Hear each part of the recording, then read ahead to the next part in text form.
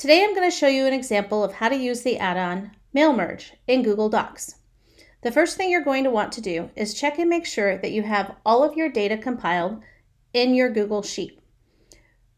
Once you have your data compiled, you're going to go to your Google Doc.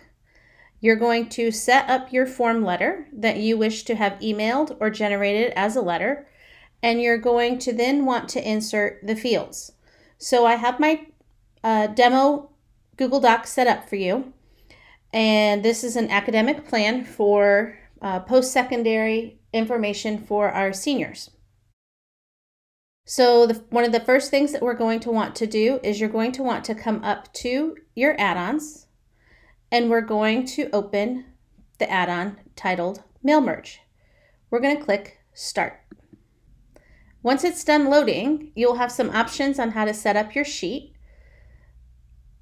And it knows that the last worksheet that I worked in was the last worksheet that was open, the test mail merge.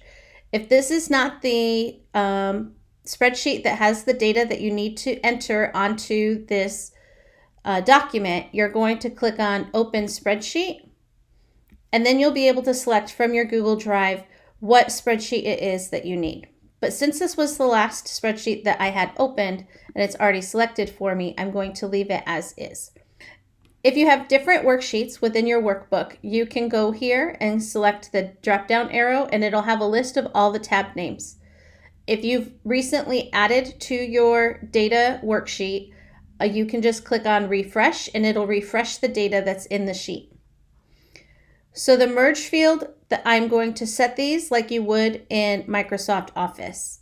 So I'm going to place my cursor over here where it says last name, and then I'm going to select the drop down and select last, and then click on add. The field for last name was added right here. Then I'm going to do the same for the additional boxes.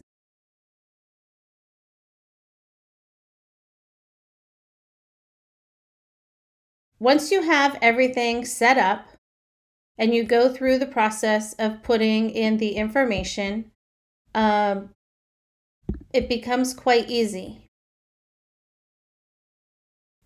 I went ahead and finished adding all of the fields that needed to be added for the merge purposes for my document. Now, if you plan on sending this via email, your email address can be in your spreadsheet, but it does not need to be listed out on your document. So what you need to do is you need to go to Show Email Settings. It knows it's pulling from the spreadsheet to the field named email. You're going to want to give your email subject a name.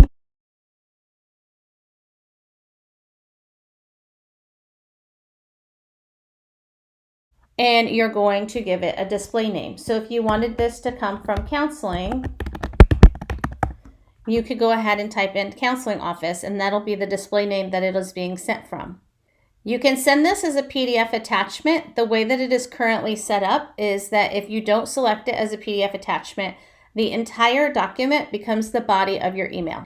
If you choose to add a CC or a BC, as if you needed to send this information not only to the student but to the parent, you could click on the CC and BC options in the email, and you could select Merge from Column. And then if you had the additional email addresses it listed in your document, such as guardian's email, you would be able to select it from the column, and it would automatically CC to that email address that is in the same line as the email that you're being sent to.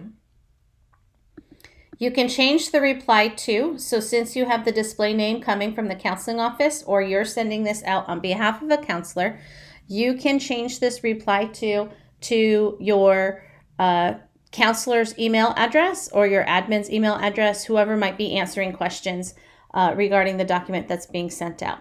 When you've entered in all of your options, go ahead and click on Save. Now I want to see what this looks like when I'm going to send it out. So I'm going to do a test email and click on Merge. It's going to send a test email to my email address. If you need to send a test email to your supervisor's address, you can enter their email address here, or you can send it to yourself and then forward it on at a later time. I'm going to go ahead and click on OK.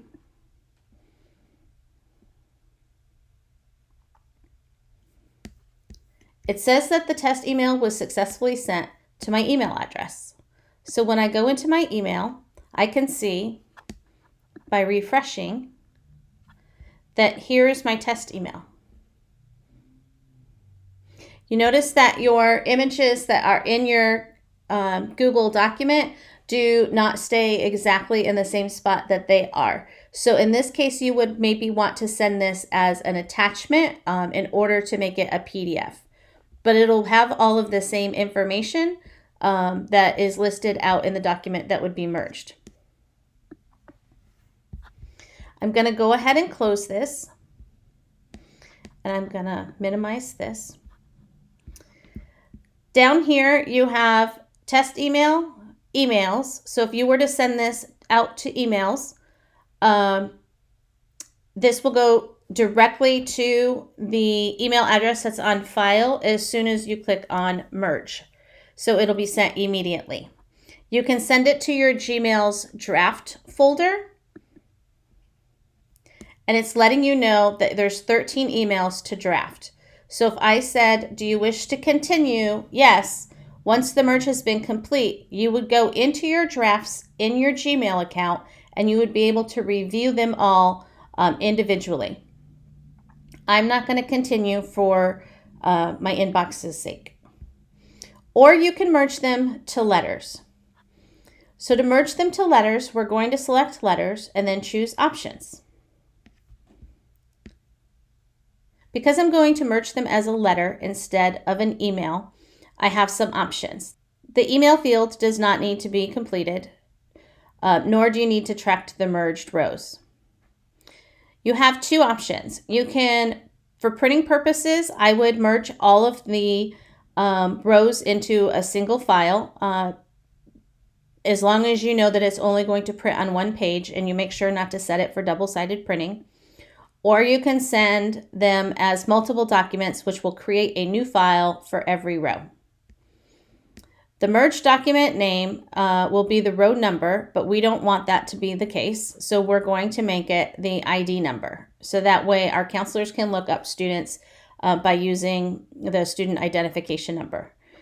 You can select which drive folder you want these files saved in, so they are not saved in a random position in your Google Drive. So I'm going to go ahead and click here, and then I'm going to select, these are 11th grade students. So I'm going to select that. So you know that it's going to the 11th grade folder, and then I'm going to select save. I'm going to go ahead and select merge. As preparing to merge my documents, it's letting me know that I have 13 documents that will be generated. I'm going to go ahead and click yes. While it's merging my documents, I can actually go into my folder